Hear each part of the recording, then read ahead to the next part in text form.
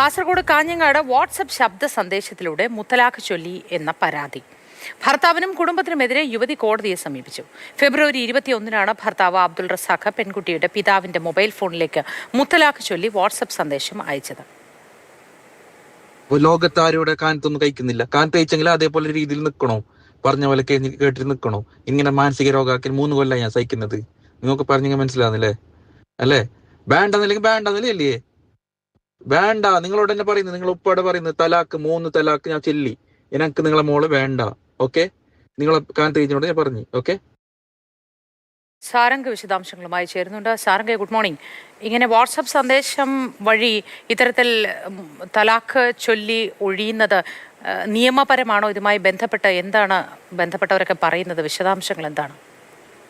മോത്തി, ഇതുവരെ കേട്ട് തരത്തിലുള്ള ഒരു വാർത്തയാണ് കാസർഗോഡ് കാഞ്ഞങ്ങാട് നിന്ന് നമുക്ക് ലഭിക്കുന്നത്. കാരണം വാട്സാപ്പിലൂടെ ശബ്ദ സന്ദേശത്തിലൂടെയാണ് കല്ലൂരാവി സ്വദേശിയായ അബ്ദുൾ റസാഖ് എന്ന യുവാവ് 21-കാരിയായ ഭാര്യയ്ക്ക് വാട്സപ്പിലൂടെ ശബ്ദ സന്ദേശത്തിലൂടെ മുത്തലാഖ് ചൊല്ലുകയായിരുന്നു. ഭാര്യയ്ക്ക് മാനസിക അസുഖങ്ങളുണ്ട്, അതുകൊണ്ട് തന്നെയാണ് തിരിയുന്നത് എന്നടക്കമുള്ള ഗുരുതരമായ ആരോപണങ്ങൾ ഭാര്യയ്ക്ക് നേരെ ഇയാൾ ആ ഓഡിയോയ്ക്കകത്ത് ഉടനീളം ഉന്നയിക്കുന്നുണ്ട്. അതിനുശേഷം എന്തായാലും ഈ കുടുംബവും മറ്റു കാര്യങ്ങളൊന്നും തന്നെ ഇതിൽ ഇടപെടേണ്ടതില്ല, താൻ മുത്തലാഖ് ചൊല്ലി പിരിയുകയാണ്, നിങ്ങളുടെ മാതാക്കളോട് ഈ വിവരം പറയണം എന്നും പറഞ്ഞുകൊണ്ടാണ് ആ ഓഡിയോ സന്ദേശം അവസാനിക്കുന്നത്. ശരി സാരംഗ്, നമ്മൾ കേട്ടുകേൾവി ഇല്ലാത്ത ഒരു സംഭവമാണ്.